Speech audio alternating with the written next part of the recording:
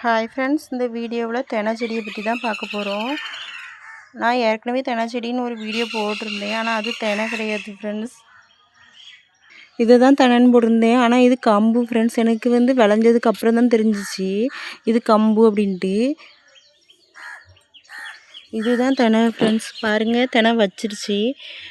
இதை எடுத்து பார்த்ததுக்கப்புறம் தான் எனக்கு இது தென்னை செடின்னு தெரியுது. முதலாக பார்க்குறேன், அதனால் எனக்கு சரியாக தெரியல தென்னை இப்படி தான் இருக்கும் அப்படின்ட்டு. தென்னை பார்த்துருக்கேன், ஆனால் அந்த செடி பார்த்ததில்ல. கம்பு செடியோட கொஞ்சம் பார்த்துருக்கேன்.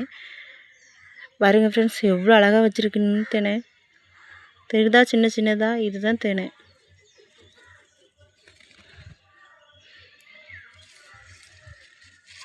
பாருங்கள் ஃப்ரெண்ட்ஸ், இவ்வளோ காய்ச்சிருக்கு.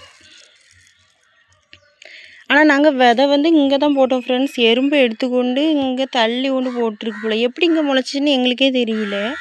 ஆனால் விளைஞ்சதுக்கப்புறம் தான் தெரிஞ்சிச்சு. Okay, bye friends. Thanks for வாட்சிங்.